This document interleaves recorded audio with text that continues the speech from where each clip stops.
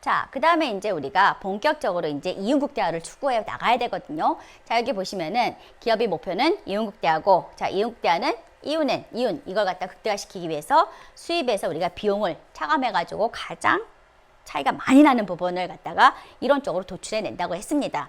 자, 그러려면 이제 요 순서대로 가면 돼요. 수입 구하고 비용 구해서 차이 빼가지고 차이가 가장 많이 나는 것. 자, 일단 근데 먼저 비용부터 텍스트에 따라서 비용부터 먼저 정의를 하고 넘어가 봅시다. 자, 비용을 계산하기 전에 비용의 개념부터 먼저 봐야 되는데요. 지금 좀 복습을 하자면요. 우리가 첫 챕터에서 얘기를 했었죠. 우리가 알고 있는 회계비용, 그죠? 여러분이 주머니에서 직접 내버리는 그러한 비용. 전체 수입에서 그러한 회계비용을 빼고 나머지 회계상의 이윤이 우리가 말하는 프로핏이다. 그게 아니라, 자, 이제는 여러분이 좀 더 폭넓게 비용을 개념을 가져가라고 그랬죠. 그래서 회계비용에다가, 자, 암묵적 비용이라는 거, 요 부분을 하나 더 고려해서 전체적으로 우리가 기회비용이다 라고 여러분이 가져간다는 것을 얘기했었습니다. 자, 그래서 여기 보시면은 이 암묵적 비용이라는 것은 우리가 직접적으로 돈을 내는 이 회계비용에다 플러스 암묵적 비용. 예를 들어서 내가 직접 회사를 차렸을 때 내 사장으로서의 내 임금, 이런 것들을 고려하지 않을 수도 있는 거고, 내가 만약 가지고 있는 자산에 대해서 남한테 빌려주면은 그만큼의 더 돈을 받을 수가 있는데 그걸 포기하고 내 스스로가 사용함으로써 그걸 비용 개념에다 반드시 넣어줘야 된다. 이런 것들이 이제 어떻게 보면 우리가 암묵적 비용이라고 얘기했는데요. 암묵적 비용에 들어가는 그런 것까지 다 포함시켜가지고 우리가 경영경제상에서 비용이다 라고 얘기할 때는 그냥 회계상의 비용을 얘기하는 것이 아니라 항상 기회비용이라는 것을 고려해야 된다. 그죠? 회계적 비용, 그럼 거기다가 암묵적 비용까지 다 고려해서 전체 총 수입에서 기회비용을 차감한 요 나머지를 우리가 경제적 이윤이라고 하는데, 우리가 경제에서 profit 이윤이다 얘기하는 거, 이윤 극대화를 얘기한다 라는 것은 회계상의 이윤이 아니라 바로 이 경제적 이윤, 그죠? 전체 매출에서 전체 수입에서 기회비용, 회계비용 플러스 암묵적 비용까지 다 고려한 기회비용을 뺀 나머지 경제적 이윤이 바로 우리가 노상 프로핏이라고 얘기하는 그 프로핏이라고 여러분이 생각을 하셔야 됩니다.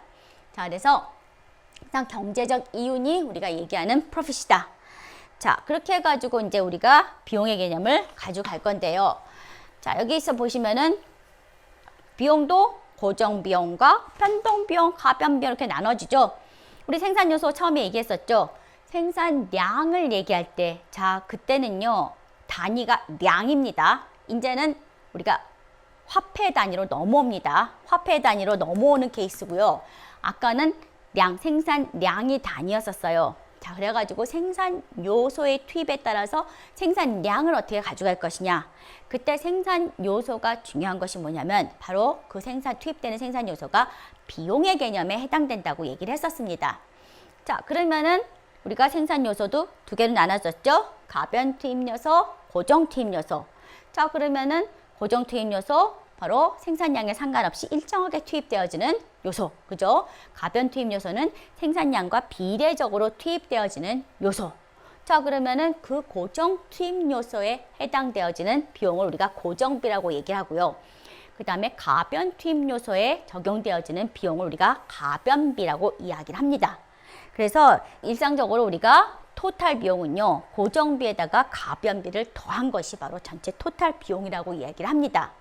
자, 그래서 우리가 일단 아이스크림을 대상으로 해가지고 가변 비용과 그 다음에 고정 비용을 다 이렇게 계산을 해보면요, 또 제시를 쫙 해줍니다. 여러분 보시면은 생산량에 관계없이 일정하게 쫙 300 들어가죠.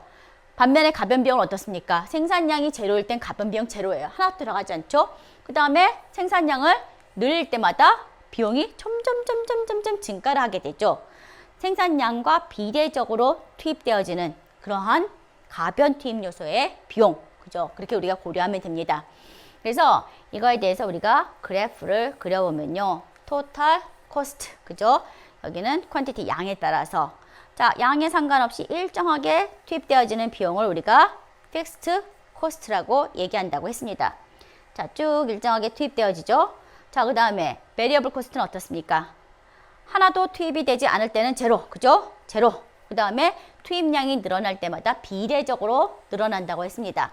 그래서 여기서 variable cost가 되어지고 총 비용은 fixed cost 플러스 variable cost. 그래서 두 가지를 더하면은 variable cost가 fixed cost만큼 이렇게 뛰어 올라가면 되겠죠? 자, 이런 형태의 total cost가 그려진다고 보면 될 수 있습니다. 자, 근데 지금 제가 직선으로 그렸죠? 이거는 이제 자, 경제학의 모든 그래프는 다 꼬그라집니다. 직선이 없어요. 다 꼬그라져요. 그렇기 때문에 꼬그라지는 이제 그래프를 읽어가기 위해서 바로 미적분이 필요한 거죠. 그래서 경제 수학은요, 미적분이 필수입니다. 그 꼬부라지는 모양을, 궤적들을 쫙 읽어가야 되기 때문에 각 접점마다의 바로 미분적분을 통해 가지고 우리가 이야기해 나가는데요. 자, 지금 이 직선은요, 제가 편의상 보기 좋게 하기 위해서 그린 것 뿐입니다. 실질적으로 여러분이 그려보시면요, 토탈 코스트, 퀀티티 양이죠. 자, 지금 여기서 보시면요, 이 비용을 갖다가 보시면, 자, 생산량이 제로일 때 비용 제로다. 맞습니까? 총 비용 아니죠? 이만큼의 고정비만큼 뛰어 올라가야 되겠죠. 생산을 하나도 안 하더라도 예를 들어서 내가 풀빵 장사를 오늘 쉬어요. 그래도 나는 비용 제로야. 그거 아니라 그랬죠. 고정비만큼은 항상 투입이 되어집니다. 자, 그래서 제로래도 고정비만큼 올라가죠. 자, 그래가지고 우리가 총 생산량 생산곡선을 그려보면은 이런 형태, 제가 좀 극단적으로 그리겠습니다. 이런 형태의 토탈 코스트의 곡선이 그려집니다. 자, 그럼 여기 보시면요. 자, 어때요? 처음에는 체감적으로 증가하죠. 그러다가 여기서는 어때요? 일정 증가하면은 체증적으로, 그죠? 팍팍 증가폭이 커지죠. 이때는 증가폭이 어때요? 하나 늘릴 때마다 증가폭이 점점 줄어들죠. 점점 줄어듭니다. 그래서 체감적으로 증가하다가 그 다음에 체증적으로 증가하는 그런 케이스를 가져가게 되는데요. 자, 여러분 이렇게 생각하시면 돼요. 자, 제가 아까 붕어빵을 만든다 그랬죠. 자, 붕어빵을 갖다가 이제 처음에는 좀 잘 못 만들다가 처음에는 뭐 여러 가지 불량률도 많고 팥도 흘리고 막 해가지고 잘 못 만들었는데 한 달이 지나고 두 달이 지나고 1년이 지날수록 계속 불량률 늘립니까? 그건 아니잖아요. 점점 단위 돼가겠죠. 처음에 잘 못 만들다가 그 다음에는 한 시간에 뭐 예를 들어 5개를 만들다가 한 달 뒤에는 1시간 안에 10개를 만들 수가 있게 되고 또 한 달이 지나니까 1시간 안에 20개를 갖다가 만들 수 있는 그런 점점 속력도 빨라지고 불량률도 적어들고 그럴 때는 어떻습니까? 생산량을 늘릴수록 하나당 추가되어지는 비용이 점점 줄어들겠죠. 물론 총 비용은 증가하지만은 어떻게 돼요? 개당 투입되어지는 추가되어지는 비용은 시간이 지남에 따라서 점점 줄어듭니다. 그래서 이때는요, 체감적으로 증가를 하다가 자, 제가 하루에 만들 수 있는 붕어빵의 양이 500개라고 합시다. 근데 700개, 800개가 주문이 들어왔어요. 그러면 제가 그걸 만들기 위해서 잠도 못 자고 팔도 아프고 허리도 아프고 배도 고프고 그러면 어떻게 했습니까? 불량률이 점점 늘어나겠죠. 그때는 체증적으로 비용이 증가할 수밖에 없다는 거죠. 자, 그래서 항상 토탈이 그려지면 밑에 뭐였어요? 한계 비용의 곡선이 같이 그려져야 된다 그랬죠. 자, 이때는 어떻습니까? 체감적으로 점점 추가되어지는 비용이 줄어들어요. 그러다가 어느 한순간을 지나면은 체증적으로, 그죠? 한계 비용이 늘어나게 되죠. 그죠? 체감적으로 증가하다가 달인이 돼가는 과정이에요. 자, 그러다가 그다음 어떻게 됩니까? 점점 체증적으로 피곤해, 팔 아파, 배고파. 그러니까 1시간에 2개 만들 거 하나밖에 못 만들고 그런 식으로 쫙 비용이 늘어나겠죠. 그래서 바로 이러한 결과를 가져온다. 바로 그래프를 통해서 이러한 결과를 우리가 도출해낼 수가 있습니다. 근데 여기에 여러분 또 하나 평균 비용이라는 것이 작용해요. 근데 그 전에 여러분 이거 하나 보세요. 이 질문을 많이 받는데요. 책에 제가 그래프를 일부러 가져왔는데요. 책의 그래프 모양하고 제 그래프 모양하고 틀리죠. 이게 맞습니다. 지금 여기는요. 여기 보시면 좀 미비하게 그려놨어요. 여기 원래 이렇게 돼야 돼요. 이게 맞습니다. 근데 여기 미비하게 그려놨고요. 저는 좀 극단적으로 여러분한테 모양을 보기 좋게 하기 위해서 이렇게 만들어놨는데요. 바로 이 모양이 맞습니다. 이렇게. 자, 그렇게 해가지고 보시면은 이거는 한계 비용이에요. 한계라는 개념, 한 단위를 더 생산했을 때 추가적으로 얹어지는 비용을 우리가 한계라고 얘기한다 했습니다. 자, 평균 비용하고는 분명히 차이가 있습니다. 평균 비용이라는 것은 토탈을 개수로 나누는 거예요. 그 때문에 한 개당 다 똑같이 평균 비용이 작용합니다. 물론 개수가 늘어나면 또 틀려지겠죠. 자, 평균 비용은요, 전체 토탈에서 개수만큼으로 나누어서 적용되어지는 거고, 한계 비용이라는 것은 한 단위 생산을 더 할 때마다 추가되어지는 부분이 바로 한계의 개념입니다. 자, 여기 요 그래프대로 해가지고 한계 비용 곡선을 그리고 평균 비용 곡선을 그려봤더니, 자, 보세요. 평균 비용 곡선의 최저점을 한계 비용 곡선. 자, 평균 비용의 최저점을 한계 비용 곡선이 뚫고 지나가더라는 겁니다. 지금 이 표를 제시해주고 거기에 맞춰서 그래프를 그려봤더니 평균 비용의 최저점을 한계 비용이 뚫고 지나간다. 평균 비용의 최저점을 한계 비용이 뚫고 지나간다. 자, 이거는 이제 여러분이 좀 더 경제학을 많이 공부하면은 이제 이거에 대해서 여러 가지 수식으로 증명할 수가 있는데, 우리는 그냥 이 그림을 통해 가지고 결과론적으로만 얘기를 합시다. 자, 이러한 그래프가 도출됐다. 그러면 결과적으로 제가 어떻게 설명해 줄 수 있느냐? 자, 우리 텍스트에 나와 있는 걸 그대로 보시면 그렇게 됩니다. 자, 지금 여러분이 지난 학기까지 받은 학점의 평균이 4.0. 우리 좋은 성적 가져가니까 4.0이라고 합시다. 4.0인데 이번 학기, 새로운 학기에 여러분이 추가적으로 얻는 학점이, 자, 결론을 통해서 우리가 설명하는 겁니다. 평균 4.0보다 추가적인 학점이 평균 위에 있으면, 즉 4.0이 이때까지 평균이었는데 새로운 학기에 내가 추가적으로 얻는 학점이 4.2였다. 평균보다 높았다. 위치만 보세요. 평균보다 높았다 하면은 전체 평균은 올라갑니다. 그죠? 4.0이 평균이었는데 추가적으로 4.1을 얻었으면은, 평균보다 높게 학점을 얻었으면은 전체 평균은 올라가겠죠. 그죠? 자, 반면에 자, 여기를 보세요. 지금 평균이 4.0이었는데 4.0이에요. 자, 위치만 보세요. 추가적으로 얻는 학점이 3.5야. 그러면은 전체 평균은 어떻게 됩니까? 내려가겠죠. 위치만 보세요. 됐습니까? 평균보다 추가적인 학점을 위에 얻으면은, 높게 얻으면은 전체 평균은 올라가고, 그죠? 평균보다 추가적으로 얻는 학점이 평균 밑에 4.0보다 낮은 학점을 추가적으로 얻게 되면은 전체 평균은 내려간다. 됐습니까? 그래서 평균 곡선의 최저점을 한계 비용이 뚫고 지나가는 그런 형태의 모양을 우리가 결과적으로 도출해 놓고 지금 이렇게 설명을 해드리면 될 것 같습니다. 됐습니까? 추가적으로 얻는 학점이 평균보다 위에 있으면 전체 평균은 올라가고, 추가적으로 얻는 학점이 평균보다 밑에 있으면 평균은 떨어진다. 됐습니까? 이거 한번 생각해 보세요. 한계 비용이라는 것은 뭐예요? 하나 더 생산했을 때 추가되어지는 비용이죠. 그러면은 변동비, 고정비. 자, 어느 게 작용을 하는 걸까요? 추가적으로 얻어지는 거기 때문에요. 한계 비용의 개념은요, 변동 비용만 고려되어지는 겁니다. 됩니까? 고정 비용은 전혀 고려가 되지 않은 상황이죠. 제일 처음에 고정 비용은 들어가잖아요. 토탈 비용에서. 그리고 나서 거기에 추가되어지는 것은 바로 무슨 비용입니까? 변동 비용에 의한 것이기 때문에 한계 비용은요, 변동 비용만 포함을 하게 됩니다. 됐습니까?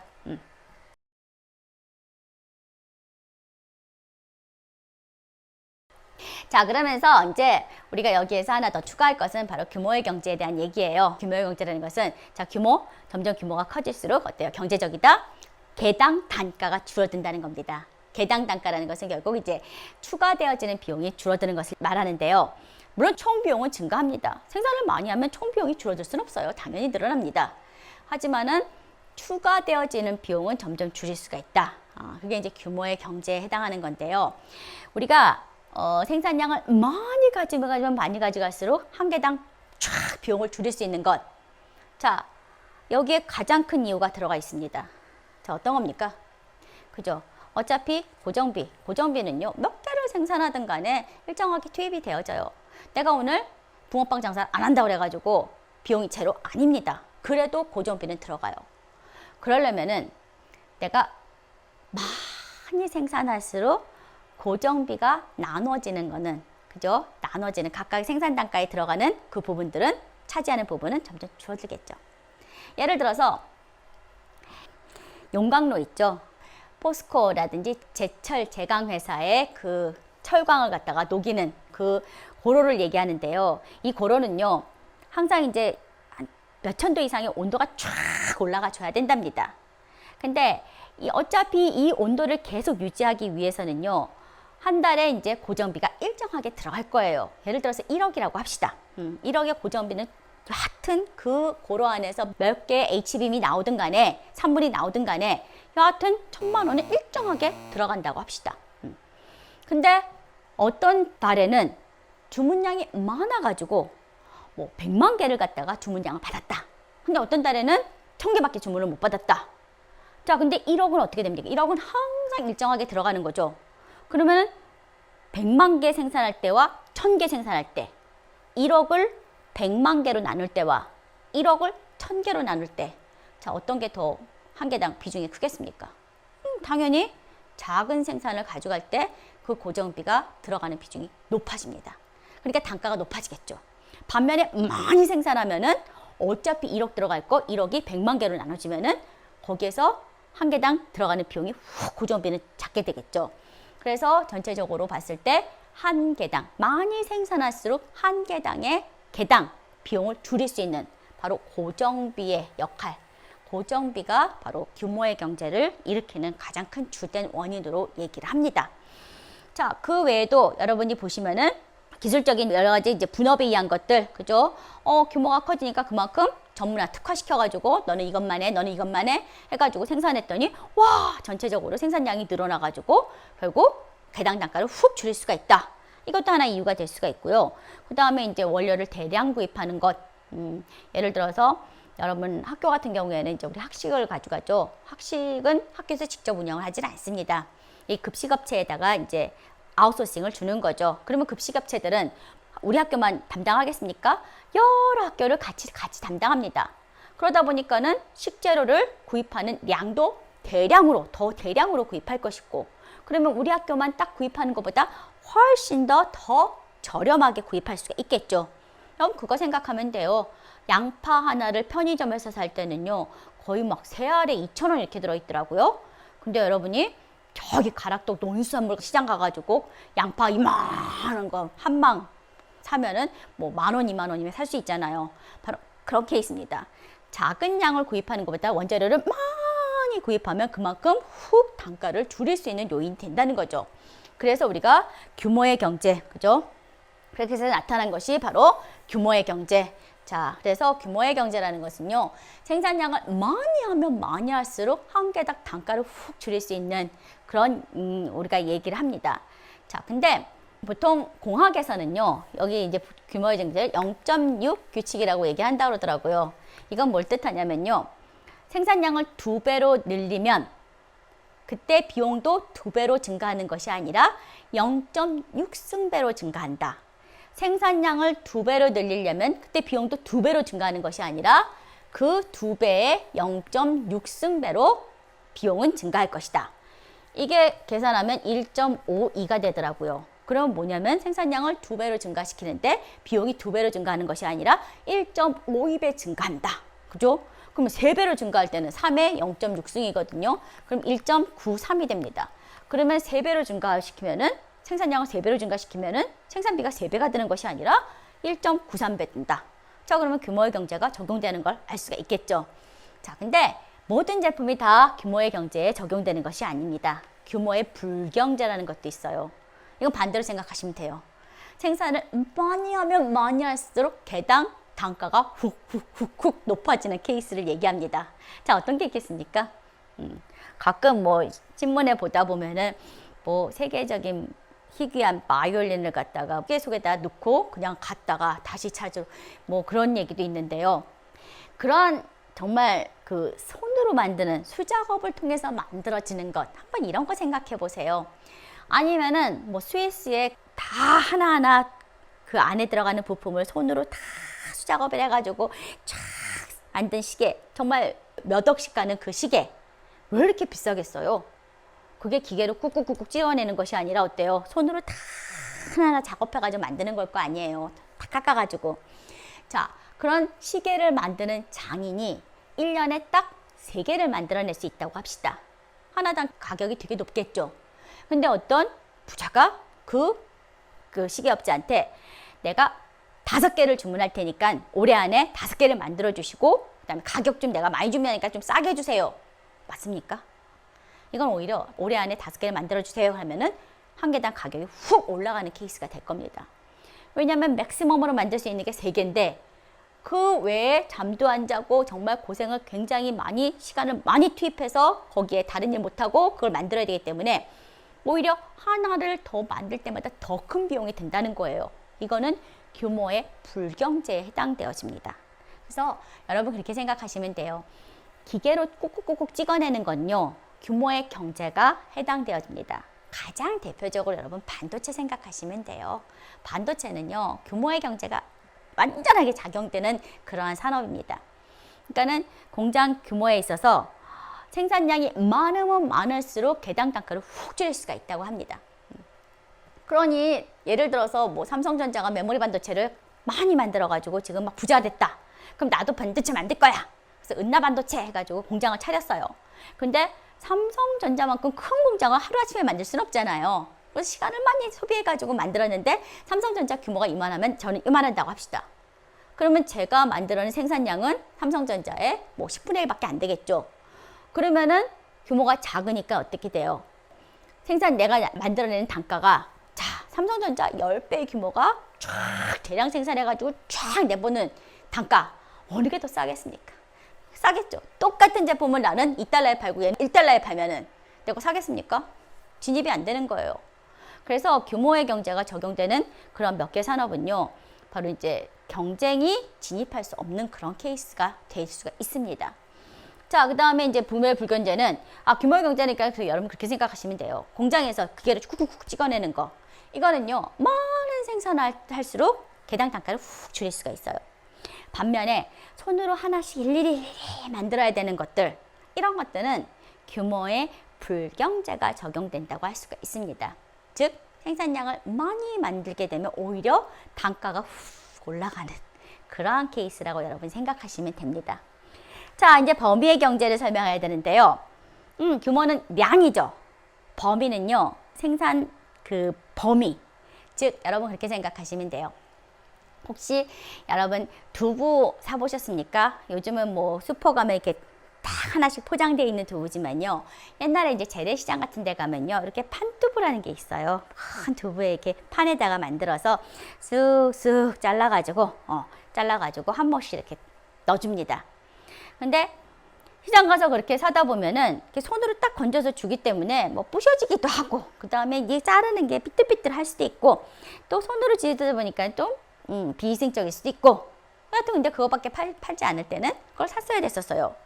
그러다가 어떤 사람이 풀땡땡이라는 사람이 탁 생각을 하기를 좀 더 위생적으로 가야 되겠다 해가지고 하나하나 개별 포장을 깨끗하게 합니다.